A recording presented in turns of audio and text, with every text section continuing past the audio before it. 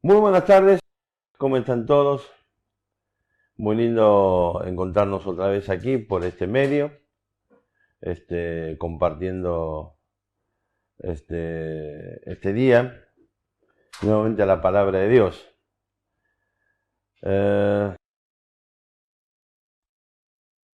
hoy está haciendo bastante frío, así que vamos a buscar digamos, un poco el calor espiritual. Así que, pero bueno, sobre todo saber que están allí otra vez y estamos compartiendo juntos. Así que bueno, muy lindo verlos a través de la cámara, pero lo malo es que aparentemente, no aparentemente, sino que se sigue postergando la posibilidad de reencontrarnos de una forma, si se quiere, normal, de una forma presencial. Pero bueno, es más, de hecho esta semana arranca ya una cuarentena este, dura otra vez como en los comienzos de estos 100 días de cuarentena.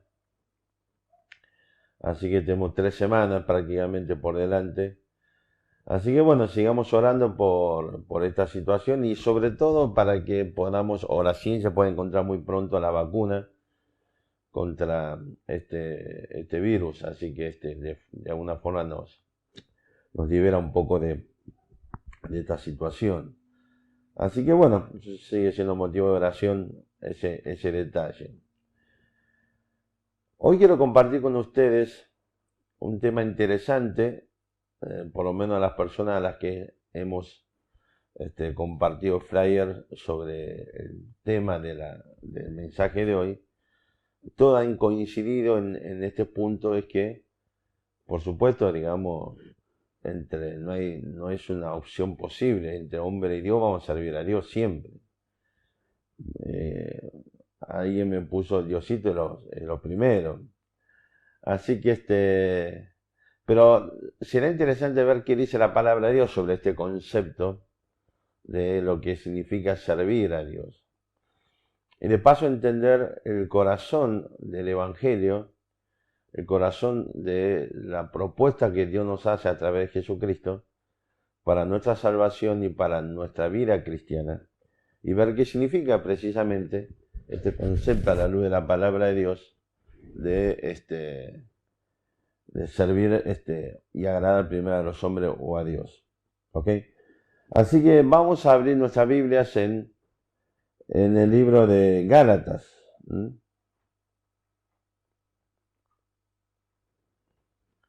Vamos al libro de Gálatas,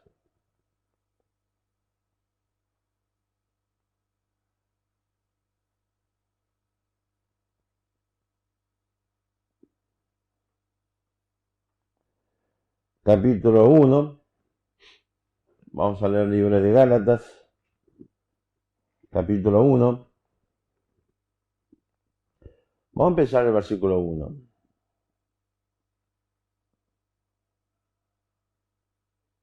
¿Sabe qué? Vamos a leer todo el capítulo 1, ya que estamos así, nos ponemos más en contexto.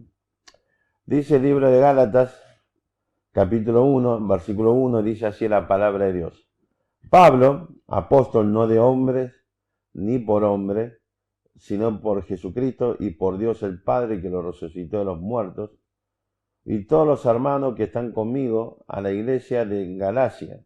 Gracia y paz sean a vosotros, de Dios el Padre y de nuestro Señor Jesucristo, el cual se dio a sí mismo por nuestro pecado para librarnos del presente siglo malo, conforme a la voluntad de nuestro Dios y Padre, a quien sea la gloria por los siglos de los siglos. Amén.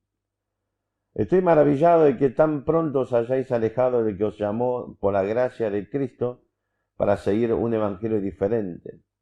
No que haya otros, sino que hay algunos que os perturban y quieren pervertir el evangelio de Cristo. Mas si aún nosotros o un ángel del cielo os anunciare otro evangelio diferente de que os hemos anunciado, sea anatema. Como antes os hemos dicho, también ahora lo repito, si alguno os predica predica diferente evangelio del que habéis recibido, sea anatema. Pues busca ahora el favor de los hombres o el de Dios, o trata de agradar a los hombres, pues si todavía agradara a los hombres, no sería siervo de Cristo. Mas os hago saber, hermanos, que el Evangelio anunciado por mí no es según hombre, pues yo ni lo recibí ni lo aprendí de hombre alguno, sino por revelación de Jesucristo.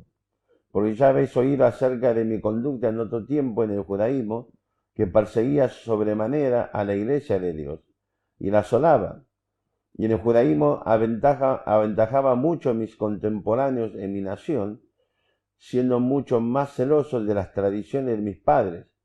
Pero cuando agradó a Dios, eh, eh, perdón, pero cuando agradó a Dios, que me apartó desde el vientre de mi madre,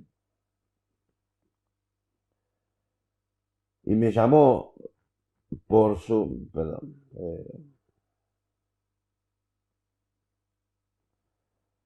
y me llamó por su gracia, revelar a su Hijo en mí, para que yo le predicase entre los gentiles, no consulté enseguida con carne y sangre, ni subí a Jerusalén a los que eran apóstoles antes que yo, sino que fui a Arabia y volví de nuevo a Damasco. Después, pasados 3 años, subí a Jerusalén para ver a Pedro y permanecí con él 15 días, pero no vi a ningún otro de los apóstoles, sino a Jacobo, el hermano del Señor.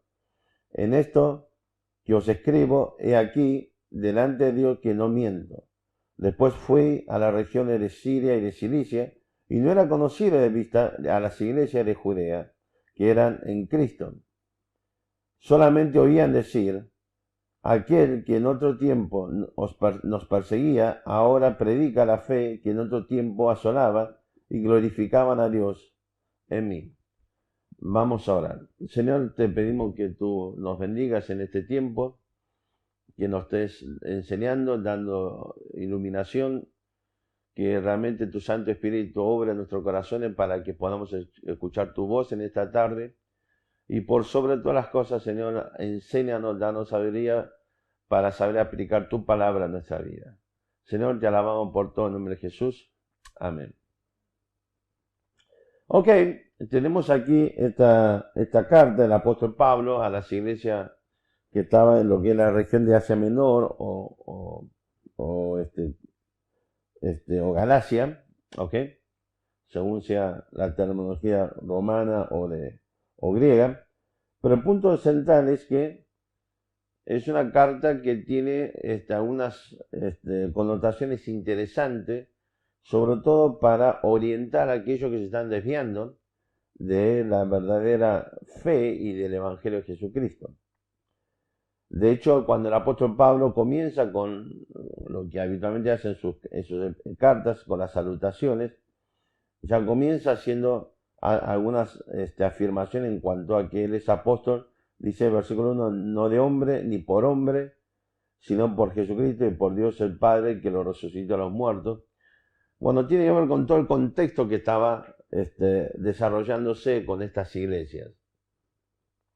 De hecho, termina la salutación, termina de, si se quiere, volver a poner el foco en cuál es el Evangelio verdadero. El versículo 6, sin ningún tipo de introducción y sin ningún tipo, de una forma muy brusca, Pablo, de una forma, si se quiere decir, brusca y de una forma, digamos, muy fuerte, entra a considerar el problema, la razón por la que lo lleva a escribir esta carta. Aquí desaparece muchísimo formalismo que habitualmente Pablo utiliza, desde, por ejemplo, la forma como él habitualmente escribe las cartas. Aquí desaparece todo por la urgencia que Pablo quiere tratar este asunto.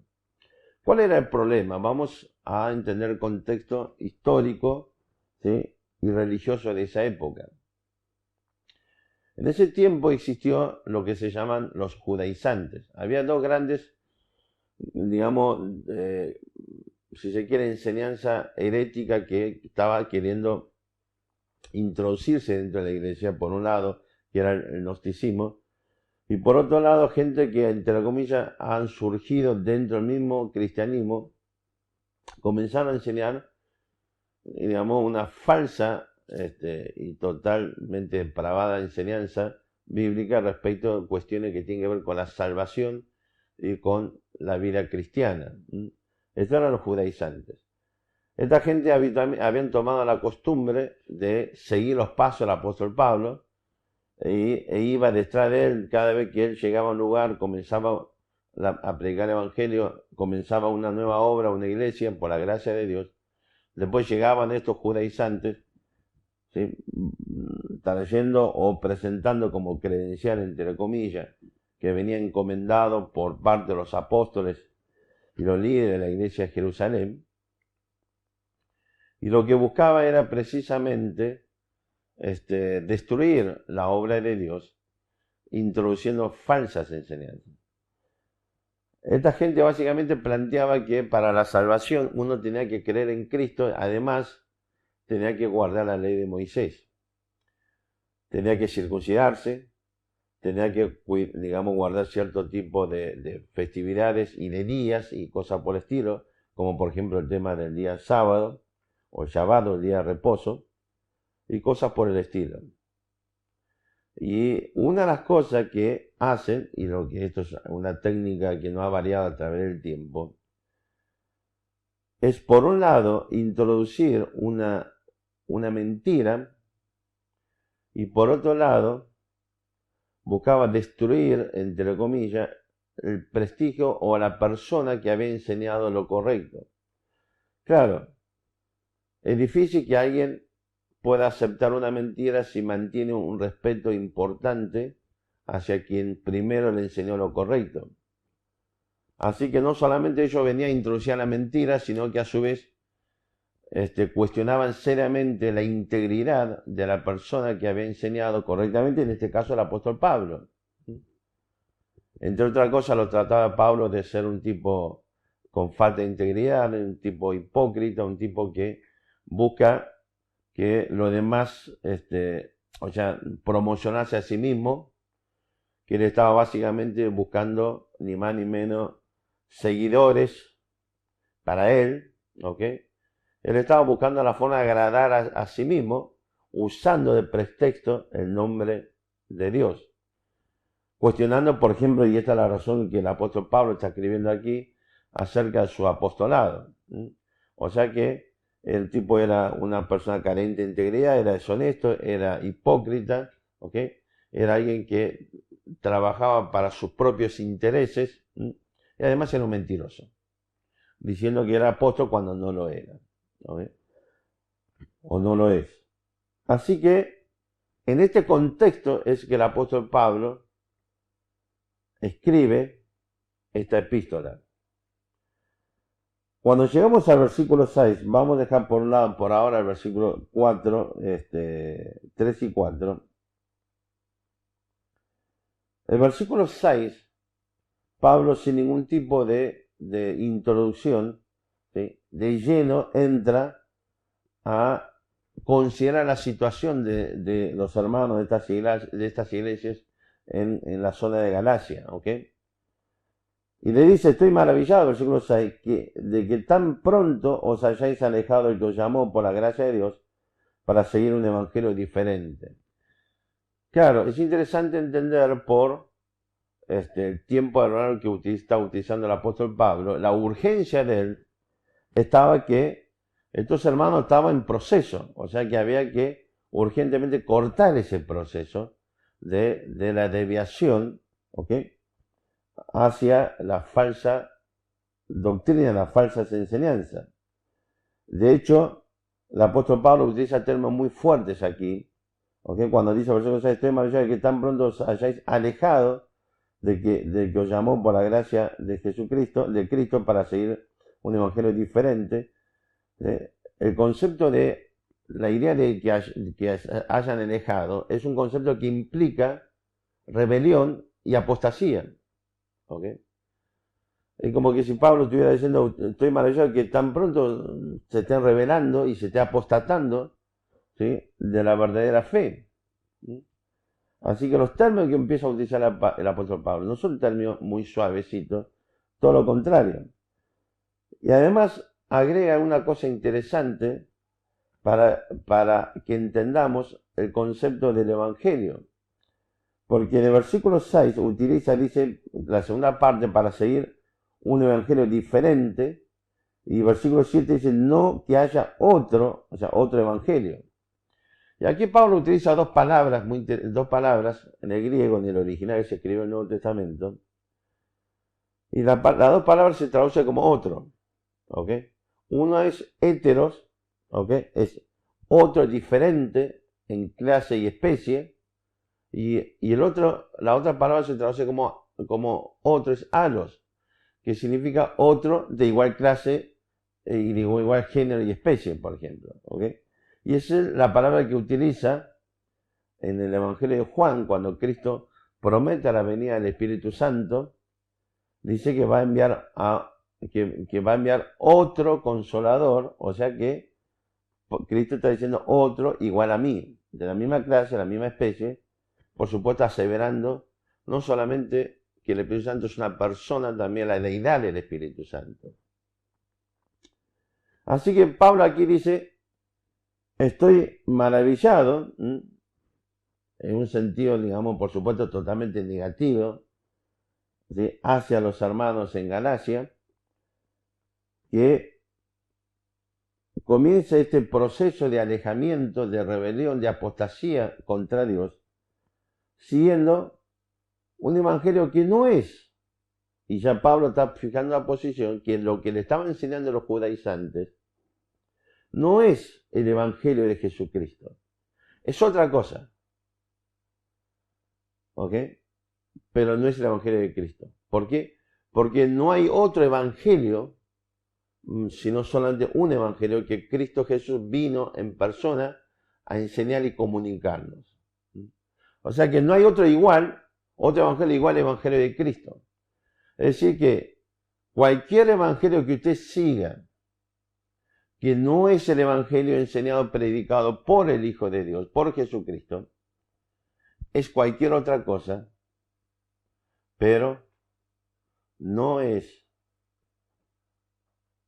la existencia de otro evangelio. Y hay que focalizar bien este concepto, ¿ok?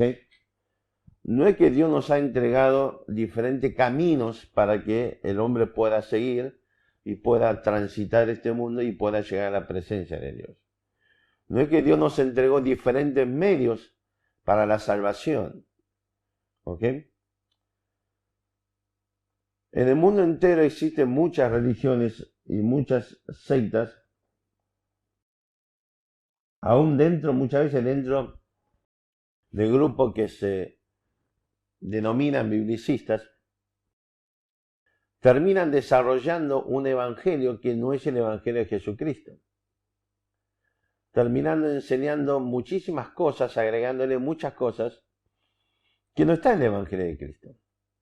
O la otra posibilidad, quitando. Ya vamos a ver un poquito de este tema. Pero el punto central es que, como dice claramente lo que veíamos también hace un par de domingos atrás, que cuando Cristo Juan 14:6 asevera que yo soy el camino, la verdad y la vida, el concepto de aquí, de la oración de Juan 14:6, es el concepto de que Cristo está aseverando que Él es el único camino, la única verdad, ¿sí?, y la única vida. Así que no hay otro medio para nuestra salvación más que el Evangelio de Jesucristo. No hay otro evangelio para el desarrollo de la vida cristiana en este mundo más que el Evangelio de Jesucristo. Así que cuando Pablo dice aquí, para seguir un evangelio diferente, pero que no es evangelio, porque dice que no que haya otro evangelio, ¿ok?,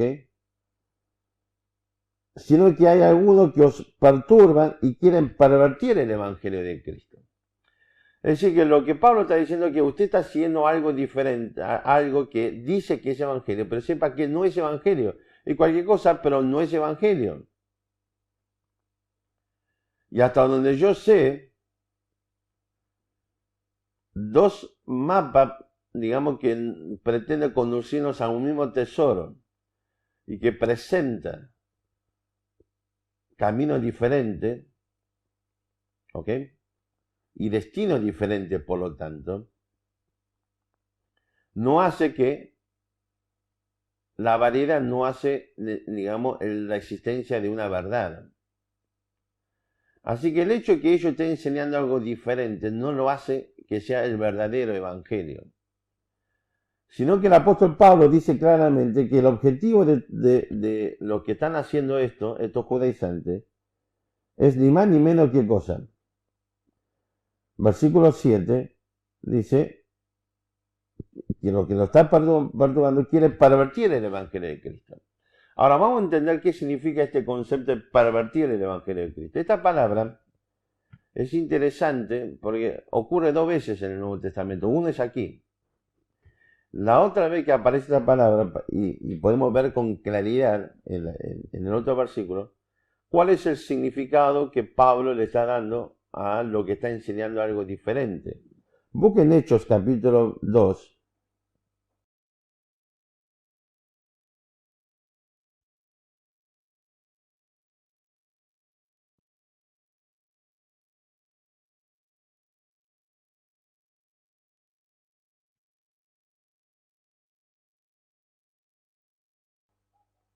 Citando, esto ocurrió el día de Pentecostés, cuando Pedro en la primera predicación en la era cristiana, citando al profeta Joel, Hechos 2:20 dice así: el sol se convertirá en tinieblas y la luna en sangre antes que venga el día del Señor grande y manifiesto.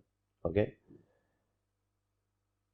Y fíjese la primera frase: el sol se convertirá. Es la misma palabra que se utiliza en Gálatas 1:7 para que se traduce como pervertir. ¿Ok?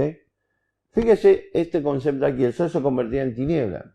Y nuevamente, la idea básicamente ¿cuál es? Es transformar, es desnaturalizar, es convertirlo en algo absolutamente opuesto a lo que es. ¿Ok? Porque el objetivo del sol no es dar tiniebla. De hecho, sabemos que cuando sale el sol cada día es el momento que tenemos claridad, es el momento que apagamos las luces. ¿Por qué? Porque el sol lo que hace precisamente hace desaparecer las tinieblas, nos proporciona la luz natural, de manera que podemos ver, podemos caminar, podemos identificar todas las cosas que habitualmente uno no identifica en la oscuridad. Es decir, que el sol es todo lo contrario a la tiniebla. Y aquí, en la traducción, ¿sí?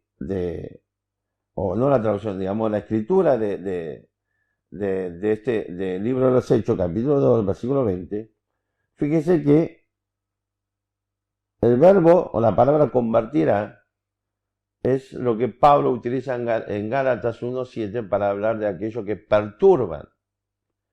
Es decir, que lo que ellos están buscando simplemente es transformar el Evangelio de Cristo en lo que no es. En otras palabras, si el Evangelio de Cristo salva, perdona el pecado, da vida eterna, es la vida, es la verdad, es el camino que nos lleva al Padre. En otras palabras, el Evangelio que esta gente estaba queriendo introducir dentro de la iglesia, estaba perturbando a los hermanos de Galacia, estaba confundiéndolo, estaba precisamente llevándolo a que siga algo diferente. Es un evangelio que no produce el efecto que debe producir, que la salvación. Al contrario, produce condenación. Es decir, que lo que hace es impedir que el hombre, el ser humano, pueda ser salvo por medio del evangelio de Jesucristo. Así que volviendo ahora a Gálatas, capítulo 1, fíjese que el apóstol Pablo ya le está diciendo a los hermanos aquí, ¿qué cosa? Que ellos, y no está planteando, a ver, quiero que entiendan lo siguiente, porque a veces tenemos esta costumbre, veíamos el domingo pasado, de la autojustificación, y Pablo no le está quitando responsabilidad a los hermanos de Galacia en este proceso. sino todo lo contrario, le está diciendo, hey, miren lo que están haciendo, ¿ok? O sea que Pablo está llamando atención sobre lo que ellos están haciendo. No lo está justificando diciendo, bueno, pobres hermanos, hay esta gente que viene, te engaña. Porque el hecho de que haya alguien que lo engañe no cambia la responsabilidad nuestra de creer, de sostener y de conocer correctamente la palabra de Dios y mantenernos firmes en nuestra fe. Y Pablo le vuelve a recordarle precisamente que ellos estaban siguiendo algo que no es evangelio y que además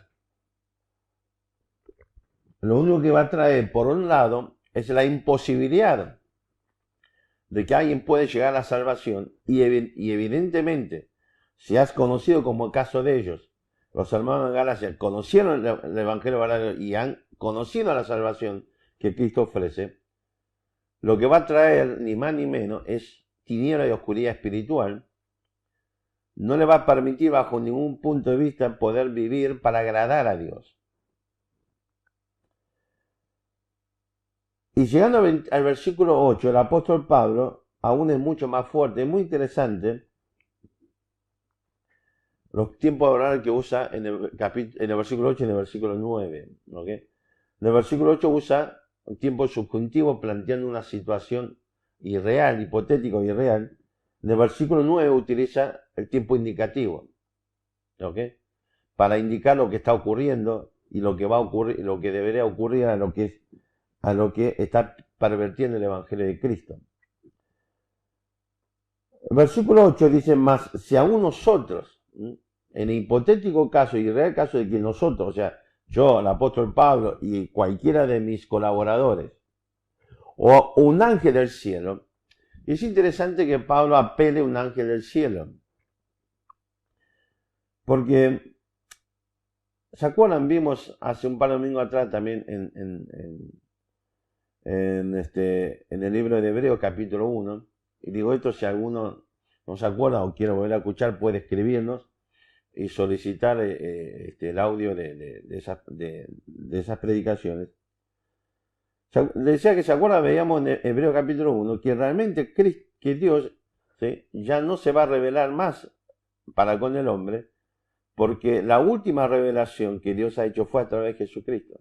Es decir, que Dios habló a través de Jesucristo por última vez, ya para no hablar más. Así que Pablo no está apelando a si Cristo viene, sino que apela a alguien inmediatamente, si se quiere, que está por debajo de Dios, que son los ángeles. Es decir que, digamos, contrariando lo que los judaizantes pretendían que venía con la, entre comillas, credencial de que viene con la recomendación de los apóstoles y de los líderes de la iglesia de Jerusalén. Entonces, Pablo está diciendo, aún alguien que está por encima de nosotros, un ángel del cielo, os anunciaré otro evangelio diferente del que os he anunciado, sea anatema. Es decir, que Pablo dice, a un hipotético caso de que yo o mis colaboradores y un ángel del cielo les predicase un evangelio diferente, bueno, que sea anatema. La palabra anatema es un término muy fuerte. Es un concepto que se refiere a aquel que es maldito por Dios o maldito de Dios y cuyo único destino es que está preservado o está, digamos, determinado para el maldito de Dios o por Dios, que es la destrucción. O sea que Pablo dice, si a alguno de nosotros, un ángel del cielo, le predicamos algo que no es el Evangelio de Cristo, que seamos constituidos al maldito de Dios o maldito por Dios para la destrucción. Vamos a un ejemplo muy gráfico sobre este tema de anatema. Vamos a buscar en el libro de Josué,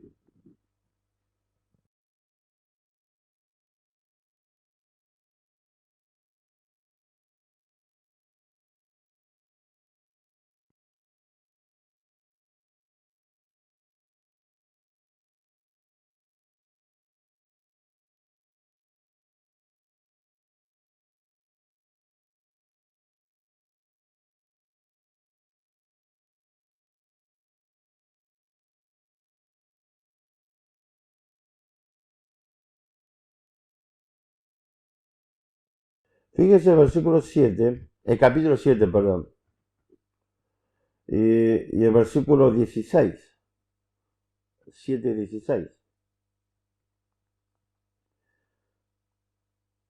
Israel está ya, digamos, ya está en el proceso de la conquista de la tierra prometida, ya terminó los 40 años de peregrinación por el desierto, ya Moisés, ¿ok? Ya había muerto, ya al lado oriental, en la orilla oriental del Jordán, ya se le había dado posesión a 2 tribus y media, digamos, de los hijos de Israel. Y ahora ya se produjo precisamente el cruce del río Jordán hacia la orilla occidental y va hacia la conquista de la primera ciudad que está en su camino, que es la ciudad de Jericó. Y el versículo 16 dice así: y cuando los sacerdotes tocaron las bocinas la 7ª vez, Josué dijo al pueblo: gritad, porque Jehová os ha entregado la ciudad. Y será la ciudad anatema a Jehová, con todas las cosas que está en ella.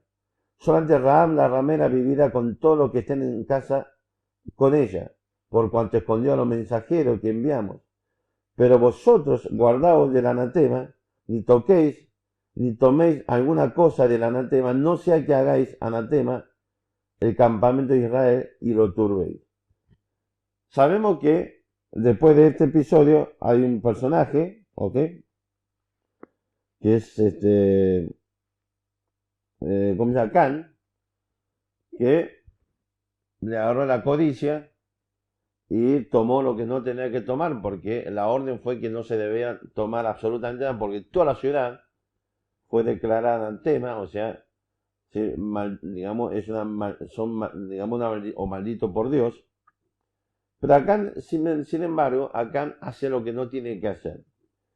Y acto seguido encontramos con que después de Jericó, Israel entra a batalla con otro pueblo, otra ciudad, que es la ciudad de Ai.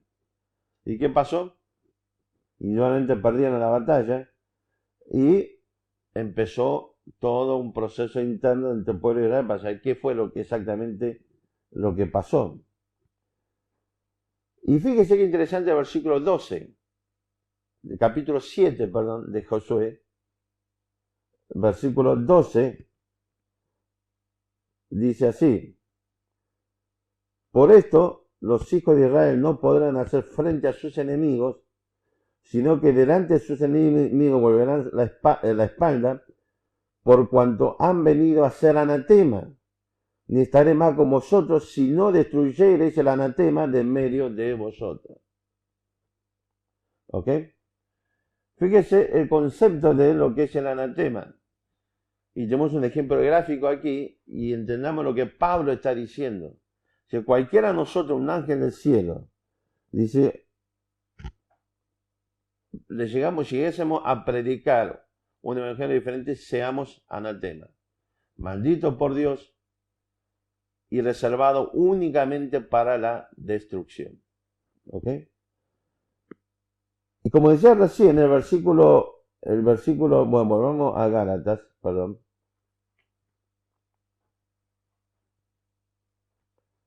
Gálatas capítulo 1. El versículo 9, el apóstol Pablo utiliza ahora el tiempo de presente indicativo para referirse exactamente, ya no a una situación hipotética y real, sino a lo que está ocurriendo, y está diciendo que, como antes hemos dicho, también ahora lo repito, aquellos que ahora está predicando un evangelio diferente del que habéis recibido, sean anatema. ¿Ok?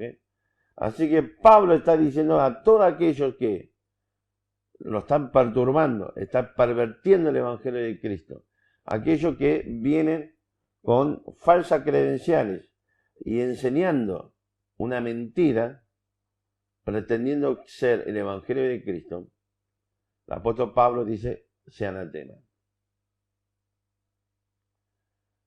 Después de esto es que versículo 10, entonces Pablo pregunta, pues, ya que ustedes escucharon que yo ando buscando favores de los hombres, usando o poniendo en duda mi integridad, usando la mentira, la hipocresía, ¿ok? Buscando solamente beneficios personales. Pablo dice, ¿busca ahora el favor de los hombres o el de Dios? Le está diciendo ahora a los hermanos de Galacia, juzguen entre ustedes qué es lo que yo estoy haciendo ahora.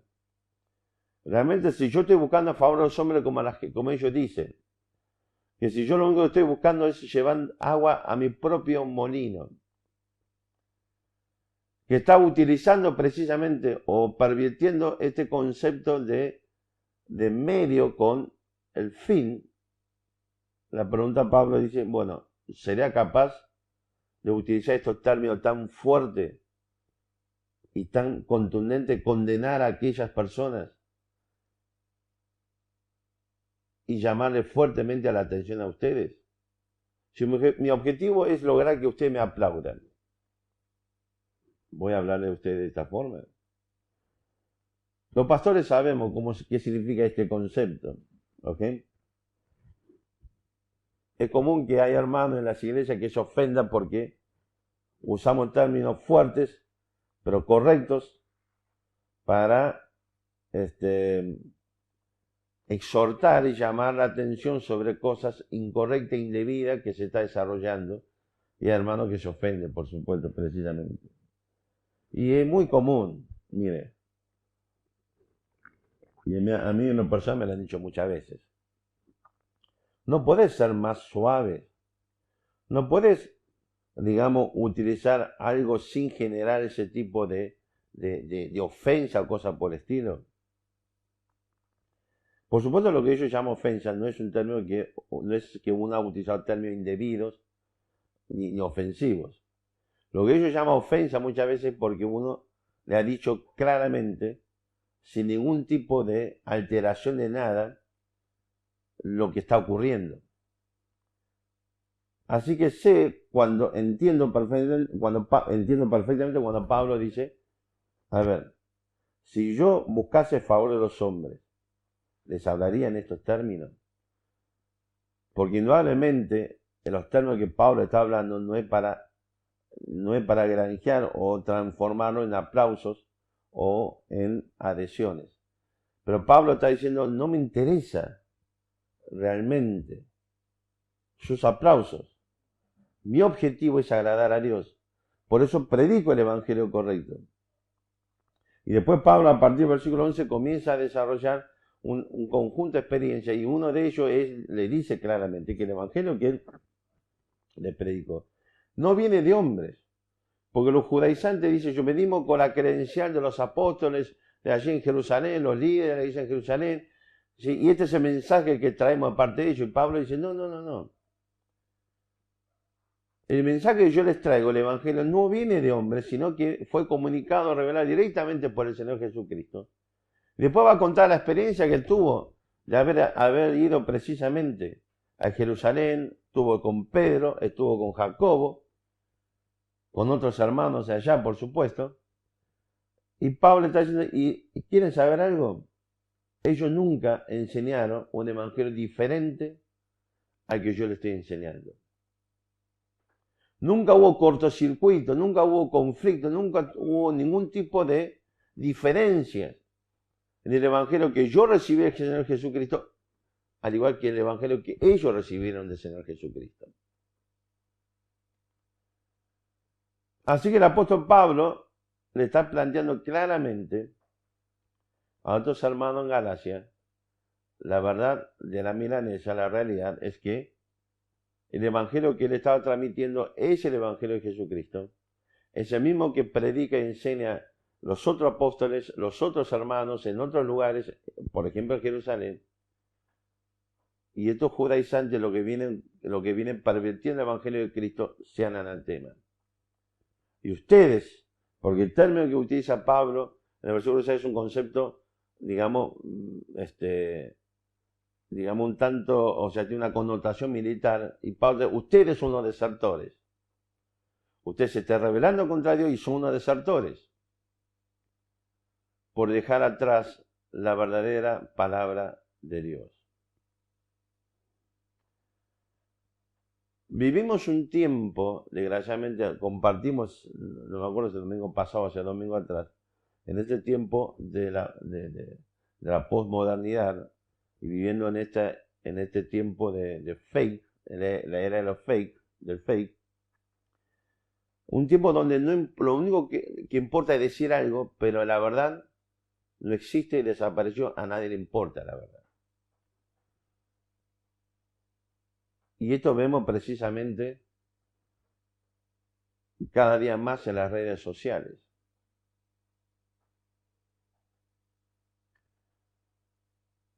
Vivimos un tiempo donde, y este concepto de pervertir significa no solamente, como en este caso, agregar, pero también significa quitar. Vivimos un tiempo donde existe estas dos tendencias nuevamente. Está la tendencia de suavizar, entre comillas, el Evangelio. Que no conviene decir las cosas que hay que decir. Necesitamos modificar términos como pecado, porque es un término muy, muy fuerte, muy agresivo y hay que sacarlo del vocabulario y hablamos de hacer lo correcto, incorrecto, bien o mal. Debemos quitar de nuestro vocabulario cuando predicamos el Evangelio términos como por ejemplo culpa, porque es otro concepto muy agresivo y que genera precisamente una mala reacción de parte de la persona que está escuchando. Tratemos no de hablar de muerte, hablemos siempre de cosas positivas. Y la realidad es que a mí me ha pasado, hubo veces que me han llamado la atención porque hablé sobre la muerte, las consecuencias del pecado, de la culpa que trae el pecado y de la muerte como castigo por nuestro pecado y cosas por el estilo. Queremos suavizar esto introduciendo conceptos totalmente extraños al Evangelio de Cristo. Andan por allí gente hablando sobre que Dios tiene un propósito para el incrédulo, la persona sin Cristo. ¿Escuchaste alguna vez a alguien que te dice Dios te ama y tiene un propósito para vos para compartir el Evangelio? Mire, lo desafío a cualquiera. No hay ningún propósito de parte de Dios para ninguna persona sin Cristo más que la condenación del infierno.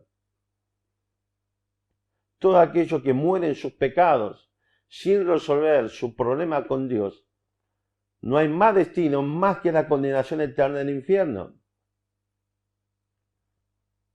Así que es totalmente mentira, pero la idea ¿cuál es? Bueno, metamos algo lindo, suave, como para que la gente le resulte agradable al oído.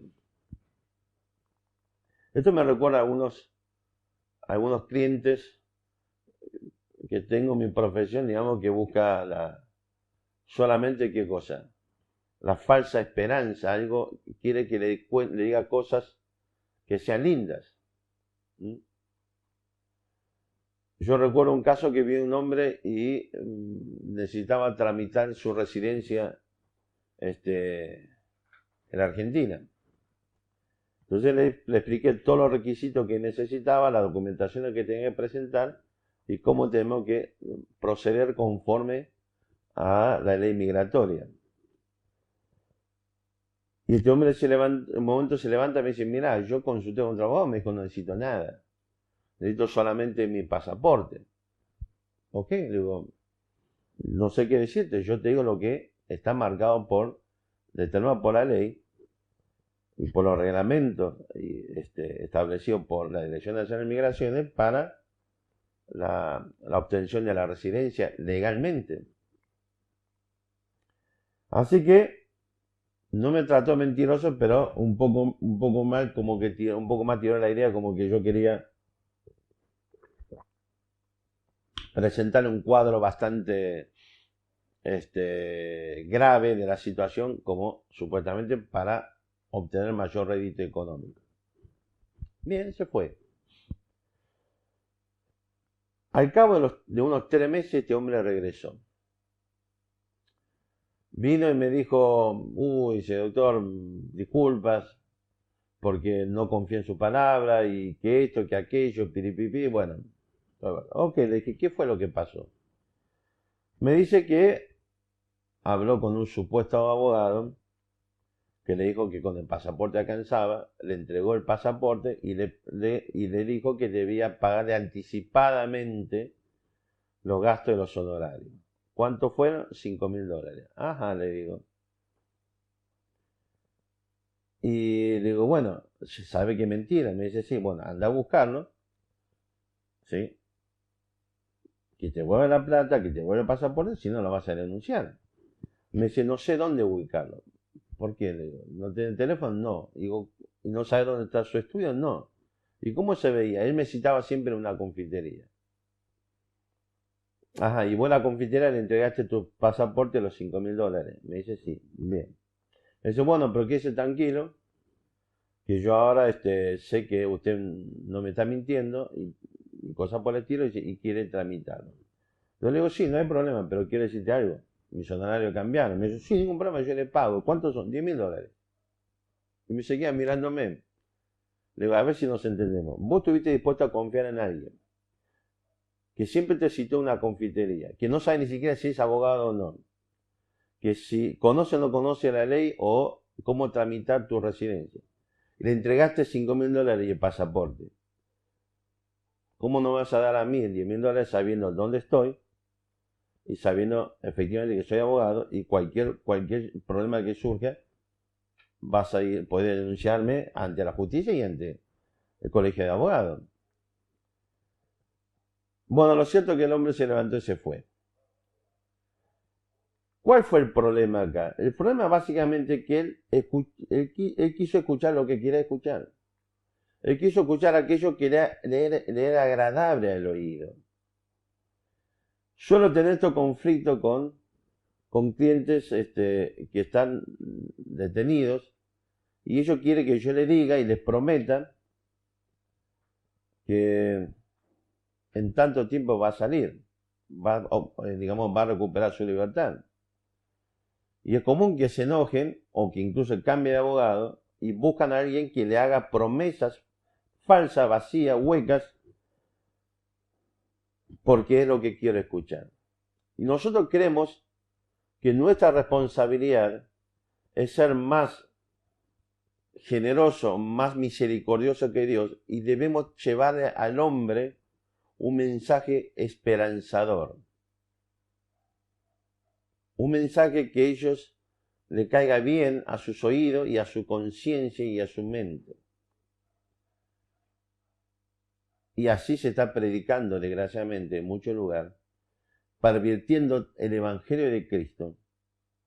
Y quiero decirte algo, la realidad es que el apóstol Pablo nos dice que si es lo que hacemos, lo que estamos haciendo, es agradar al hombre, pero no a Dios. Está la otra corriente. En una época, hace un tiempo atrás, existía, digamos, esta tendencia entre los hermanos, maestros y predicadores o pastores de de darse, digamos, conocedor del idioma del griego bíblico, el koiné, ¿ok? Entonces, de golpe te cita, dice, en el griego es esta palabra, y vos dices, ajá, y nada más. O sea que no cambia absolutamente nada en cuanto a mi comprensión, en cuanto a mi enriquecimiento de la palabra de Dios, pero el hecho es que eso me hace, la idea como que eso me hace más interesante. Bueno, actualmente la moda es hacia el judaísmo, o sea, usar términos judíos. Entonces vos empezás a ver que quieres leer la Biblia, el Nuevo Testamento, y cuando dice Jesús, dice, no, se debe de pronunciar Yahshua, ¿ok?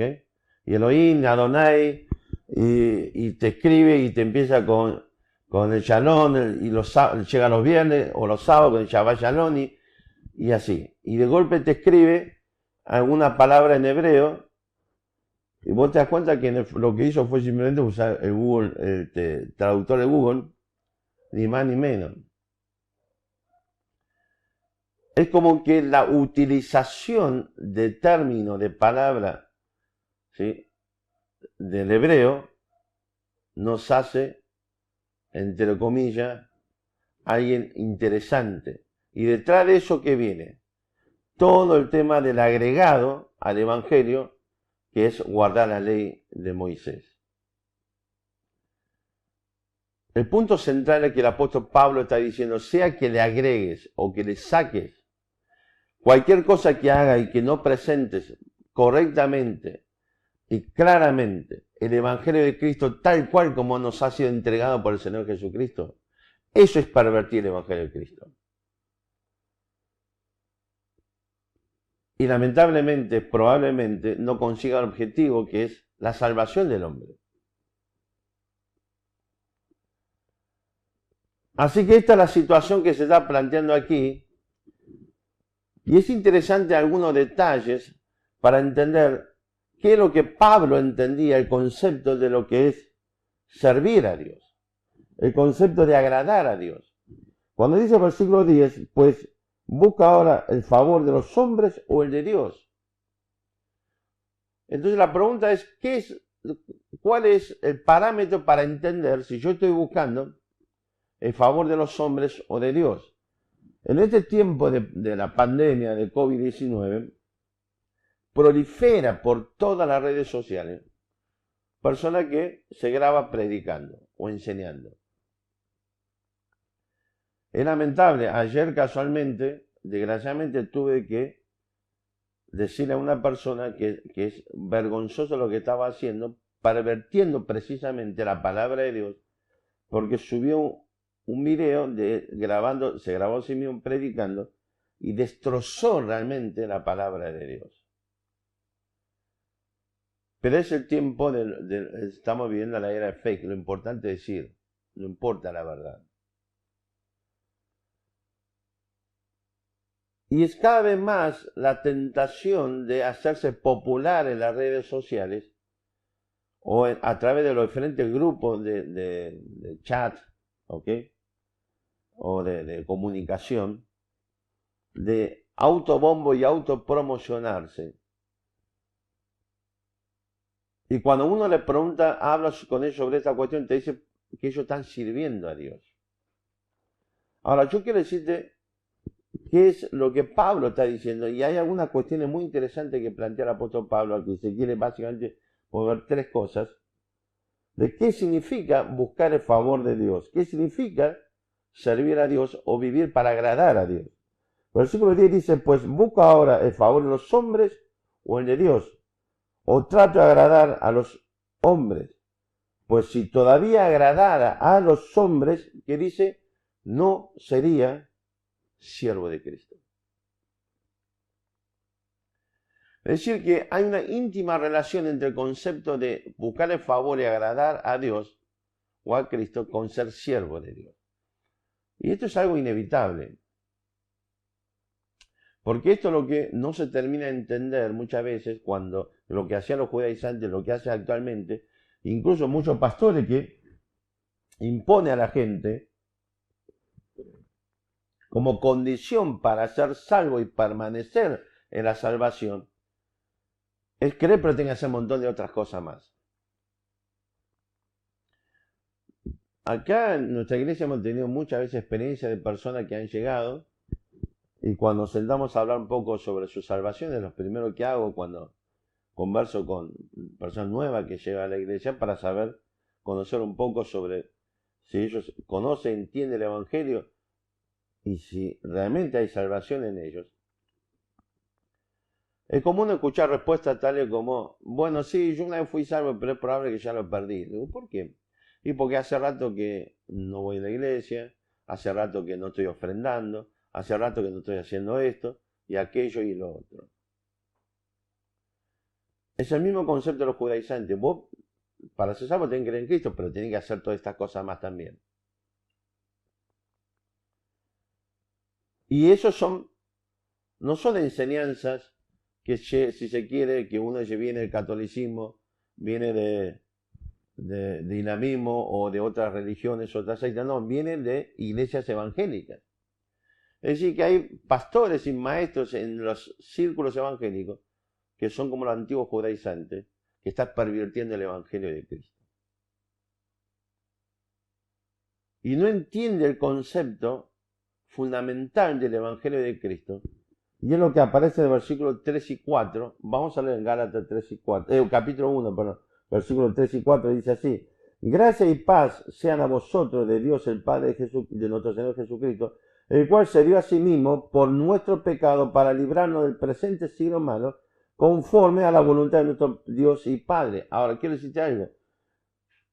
Uno de los puntos centrales del Evangelio es que no se trata ni de vos ni de mí, y jamás se trató de usted o de mí.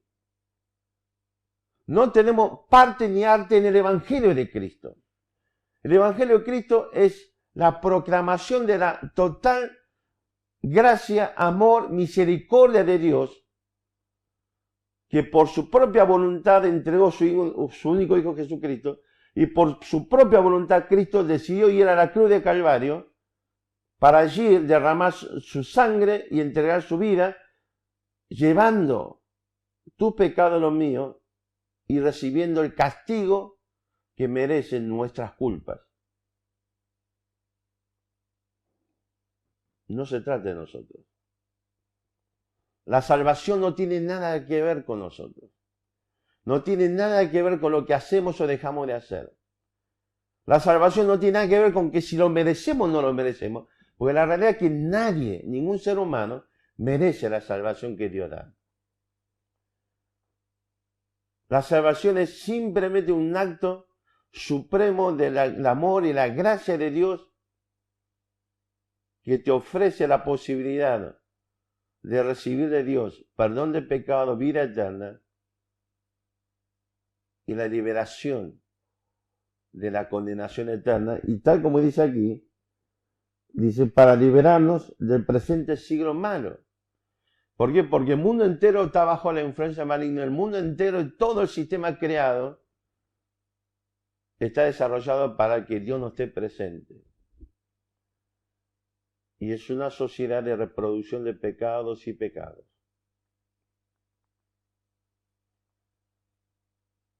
Así que el Evangelio de Cristo no depende absolutamente nada de lo que sos o de lo que hayas hecho o de lo que haces. Y si en algún momento creíste que había algo especial en vos que te hacía merecedor de la gracia de Dios, estás equivocado. Te reitero, no se trata de vos, de usted o de mí. Es la absoluta y pura manifestación de la voluntad de Dios de querer salvarnos por su gracia y por su amor.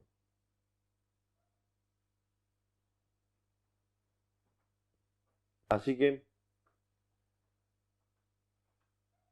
si hasta hoy confiaste en que porque sos miembro, si se quiere, de una iglesia evangélica, porque tenemos esta nueva costumbre hace rato, ¿no? ¿Vieron cuando me ha pasado? Uno se encuentra con alguien en la calle desconocida, cuando se da a conocer que somos miembros de iglesias evangélicas, no importa la denominación, pero es el hecho de ser una iglesia evangélica, automáticamente nos transformamos en hermanos. Ya da por cierto la salvación por la pertenencia a, en este caso, a una iglesia evangélica. Y la realidad es que la salvación no te la da ninguna iglesia, ninguna religión, ninguna persona, es Jesucristo. Así que no importa cuántos actos religiosos hayas hecho hoy, o hasta hoy. No importa cuánto guardaste las cosas que te han impuesto en una iglesia, un pastor o un maestro, o la religión que sea. Te reitero, esto no se trata ni de usted ni de mí. Se trata solamente de Dios y de su voluntad de manifestar su amor y su gracia para con nosotros, de extendernos la salvación y perdón de pecados solamente por medio de Jesucristo, que murió en la cruz por nuestros pecados. Es el único medio para la obtención de salvación. Ese es el Evangelio de Cristo y es lo que esta gente, los judaizantes, quería pervertir y es lo que muchos hoy siguen pervirtiendo. Pablo, antes de comenzar a decirle a los hermanos en Galacia, versículo 6, estoy maravillado, antes de entrar de lleno, de una forma sin introducción, de una forma fuerte, vuelve a explicarle brevemente cuál es el Evangelio de Cristo.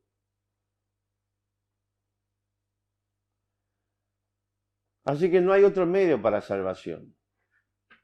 Ya en Hechos 4:12 dice claramente, porque no hay otro nombre bajo el cielo dado a los hombres en que podamos ser salvos. El único nombre es Jesucristo. Juan 3:16 claramente dice Dios, porque de tal manera amó Dios al hombre, al mundo, al hombre, por supuesto, que ha dado a su Hijo unigénito, para que todo aquel que en él cree no se pierda, mas tenga vida eterna. Mas Dios muestra su amor para con nosotros en que sin aún pecadores Cristo murió por nosotros. ¿Ok? Así que en nada tenemos parte en este proceso. No depende absolutamente nada de lo que hicimos o lo que hacemos. Ni siquiera depende de cuán buen cristiano usted considera que es. La salvación es un acto de la pura voluntad de Dios, de la pura gracia de Dios, del puro amor de Dios, que nos entregó a Cristo su Hijo para que cargando mis pecados en la cruz de Calvario, allí yo encuentre limpieza, perdón de pecado, salvación y vida eterna. Así que aquí el apóstol Pablo nos vuelve a recordar algo. Vivir para agradar a Dios, vivir para buscar el favor de Dios. La forma que uno puede encontrar o saber si está en el camino correcto es si es un siervo o no, como dice el versículo 10, siervo de Cristo. ¿Sabe por qué? La palabra que se traduce siervo aquí, el griego doulos, que habla, ¿sí?, de un esclavo básicamente. Un esclavo es alguien que no vive según su decisión y su voluntad, sino se sujeta permanentemente a la voluntad de su amo. Otra vez, no se trata de usted o de mí, sino de la voluntad de Dios. Así que la pregunta es, ¿quiero saber si estoy agradando a Dios? Bueno, la pregunta es si estoy viviendo según la voluntad de Dios o según mi propia voluntad. Y vuelvo a lo mismo. La voluntad de Dios no tiene que ver con lo que decimos o con lo que nos dice, sino con la palabra de Dios. Porque mire qué interesante, porque la discusión aquí, ¿sí?, primariamente es acerca del Evangelio de Cristo, de aquello que pervierte el Evangelio de Cristo. Pero es interesante que Pablo le dice a estos hermanos en Galacia que se estaba rebelando, que estaba siendo unos desertores, que estaba entrando en la apostasía. ¿Por qué? Versículo 6 dice, estoy maravillado que tan pronto os hayáis alejado del que os llamó por la gracia de Cristo. O sea que hay una íntima e indisoluble relación entre Dios y su palabra. De manera que yo no puedo decir que estoy sirviendo a Dios si no estoy haciendo lo que Dios dice en su palabra. De la misma forma que yo no puedo decir que me estoy alejando, pervirtiendo el Evangelio de Cristo, sin que eso signifique que estoy sublevando, rebelando, apostatando, desertando contra la persona de Cristo. ¿Se entiende el concepto? Es común que haya hermanos, y yo lo he escuchado muchas veces, que me hablan sobre la importancia de Dios para su vida, de cómo Dios es primero en su vida, de cómo él está agradecido a Dios y vive para Dios, pero no quiere sujetarse a lo que Dios nos enseñó a través de su palabra. No existe esa posibilidad. Es exactamente lo que está haciendo los judaizantes. Nosotros venimos con credenciales de los apóstoles y traemos de ellos el Evangelio de Cristo. Y Pablo, Dios nos está diciendo, hey,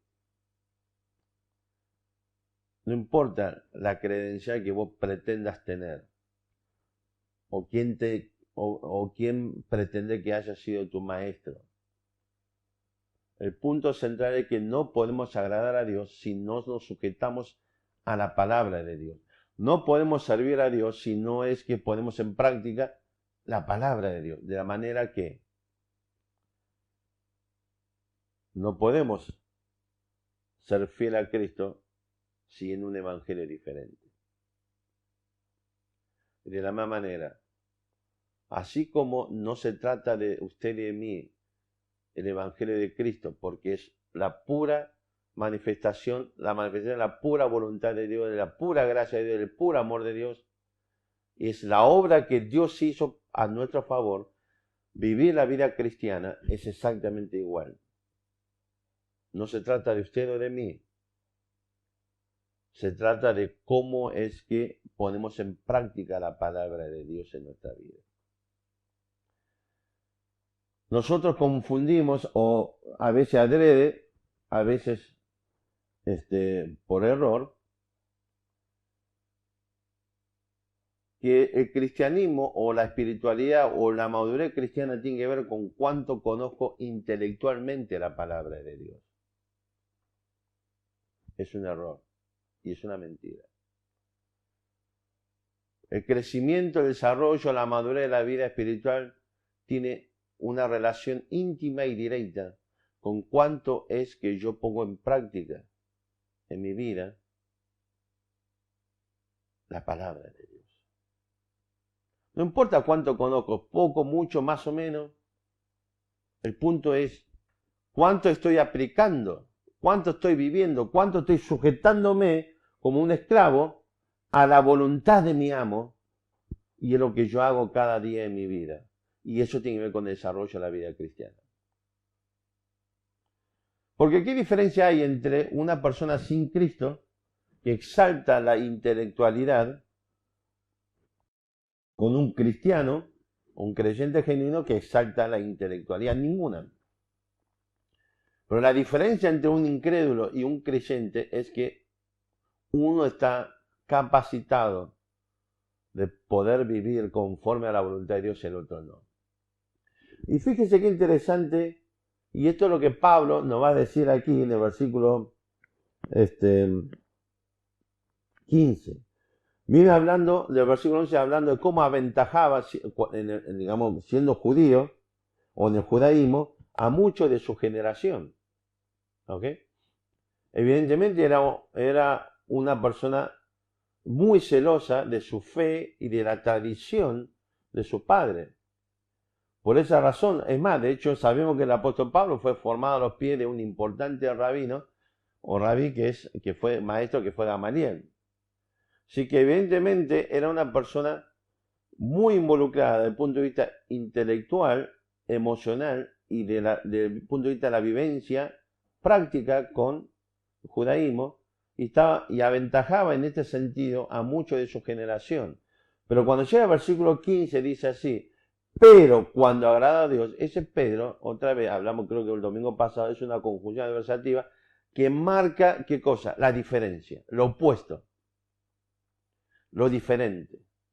Yo en el judaísmo era así, pero cuando yo creí en Cristo, camino a Damasco, llegué a conocer al Señor Jesucristo, la cosa cambió. De manera que fíjese que termina el capítulo 1 con los creyentes, con los hermanos de las iglesias que no lo conocían, pero habían llegado la noticia de aquel que antiguamente perseguían y provocaba la muerte nuestra. Ahora, ¿qué es lo que está haciendo? Dice, versículo 22, la segunda parte, 23, dice, Solamente oían decir, aquel que en otro tiempo nos perseguía, ahora predica la fe que en otro tiempo asolaba.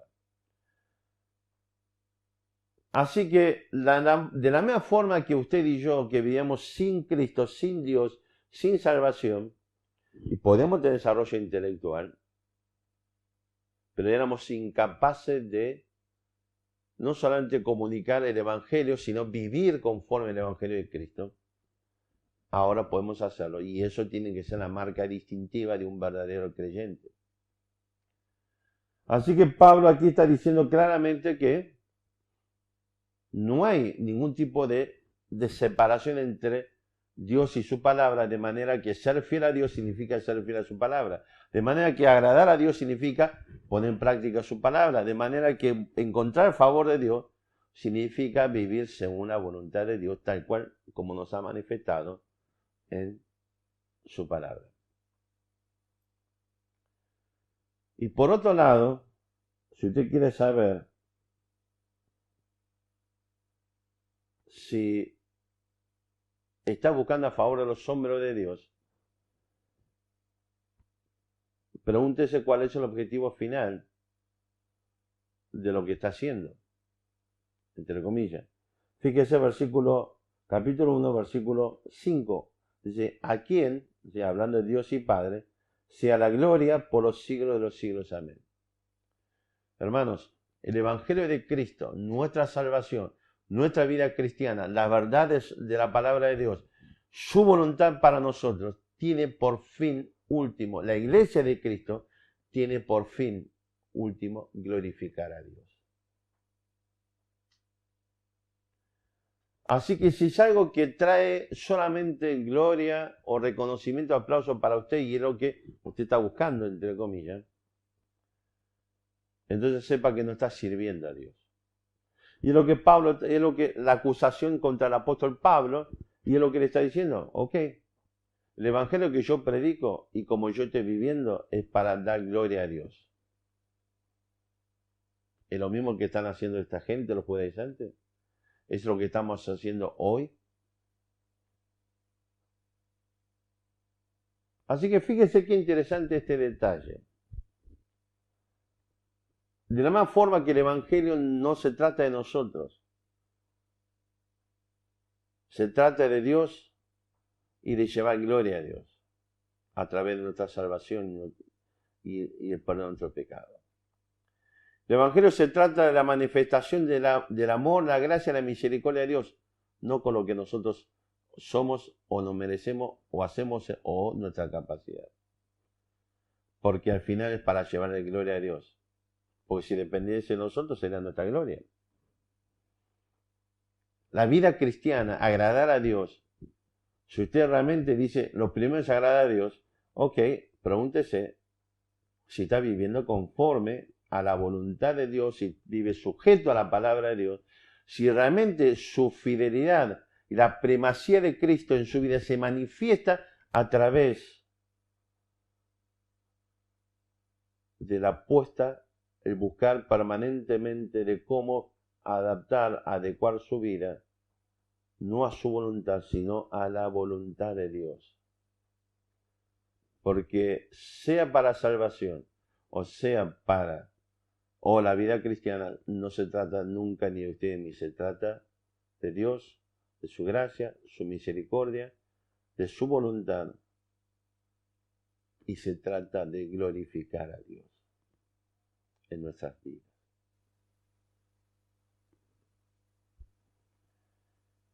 Será lindo que aprendamos a examinar nuestras vidas para poder entender exactamente dónde estamos parados. Lo más importante, examínese si el evangelio que le ha compartido es el evangelio de Jesucristo. No vaya a ser que esté creyendo en una perversión del evangelio, en cuyo caso no va a lograr el objetivo que es su salvación. Y recuerde, la salvación se trata solamente de la obra de Dios.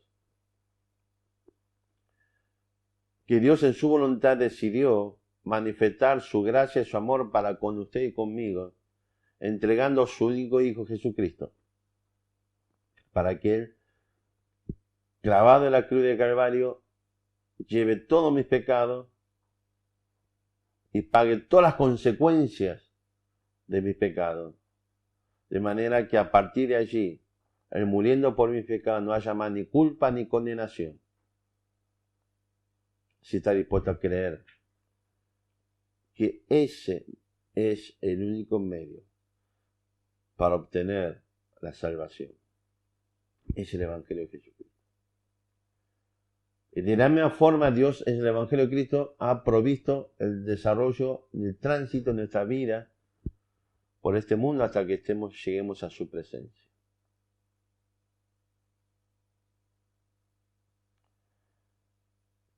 Y si estamos viviendo conforme a la voluntad de Dios, sujetándonos siempre a lo que Dios quiere que hagamos, no lo que yo quiera, como un siervo. Y al fin y al cabo, al final de ese proceso, vamos a dar gloria a Dios. La pregunta es, si así yo estoy viviendo sujeto a su voluntad siempre. Nunca se trató de usted ni de mí. Esto se trata de la voluntad de Dios, de su gracia, su amor y su misericordia, y de su santidad. De manera que nos ha librado de la condenación eterna. De manera que su justicia no nos condena. De manera que podamos estar por la eternidad en su presencia. El próximo evento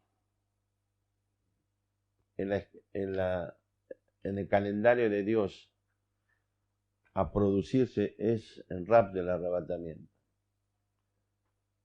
No importa si usted cree o no en el rapto, pero el punto central es que un día usted y yo vamos a tener que estar en la presencia de Cristo.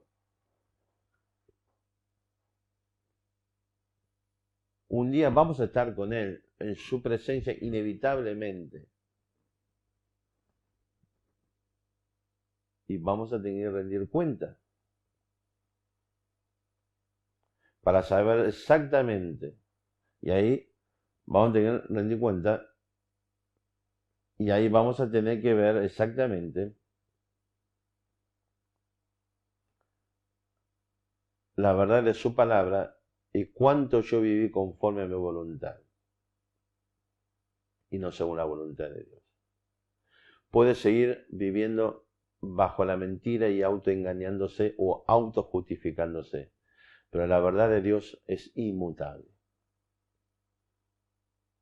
La fidelidad a Dios, la obediencia a Dios, la preeminencia de Dios en nuestra vida se manifiesta claramente no en cuánto conocimiento intelectual usted ha acumulado.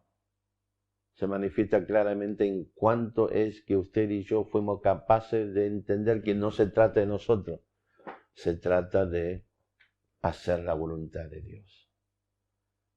Que la salvación no se trata de nosotros, se trata de la voluntad y la gracia y la misericordia y el amor de Dios manifestada. La vida cristiana, el desarrollo, el crecimiento, la madurez, tampoco se trata de nosotros. Se trata de cuánto es usted y yo. Somos capaces realmente de transformarnos en siervos de Cristo, viviendo su voluntad. Esa es la propuesta. Vamos a orar. Nuestro buen Dios, queremos agradecerte nuevamente por tu palabra, agradecerte nuevamente por lo que nos has enseñado, lo que nos has hablado en nuestros corazones, y ahora rogamos que tu Santo Espíritu obre en nuestros corazones, para que tengamos la humildad, la sencillez esta tarde de vivir hasta tu presencia, para encontrar salvación a aquella persona que necesita salvación y creer en la sencillez del Evangelio de Cristo, que Él vino para morir por nuestro pecado, para que podamos disfrutar de su gracia y de su amor. Y que solamente por la fe en el Jesucristo, su obra a la cruz, es lo que obra salvación y perdón de pecado. De la misma forma, Señor, obra en el corazón de cada uno de tus hijos, para que aprendamos este concepto, la sencillez del Evangelio de Cristo nuevamente, que no se trata de nosotros, sino de sujetarnos a tu voluntad, para agradarte, para buscar tus favores, para honrarte y glorificarte, en definitiva. Señor, te agradecemos nuevamente por todo, dejamos todas las cosas en tu mano, en nombre de Jesús. Amén. Bien, llegamos al final. Me parece que hoy estuvo bastante mejor. Hasta ahora no se ha cortado, más que pequeño inconveniente al principio, que hubo una pequeña interrupción, pero gracias a Dios parece que viene bien. Aquí los técnicos han hecho algunas verificaciones y algunas modificaciones en la semana sobre no sé qué cosa. Así que esperemos que con esto se solucione el problema hacia el futuro. Así que muchas gracias por estar allí, por acompañarnos.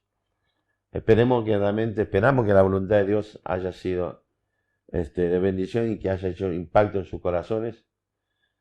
Y ojalá que nuevamente que nos podamos ver nuevamente muy pronto de forma presencial. Mientras tanto, muchas gracias por estar allí. Que Dios les bendiga. Nos vemos Dios mediante el próximo domingo a la misma hora por este mismo medio. Que el Señor los bendiga.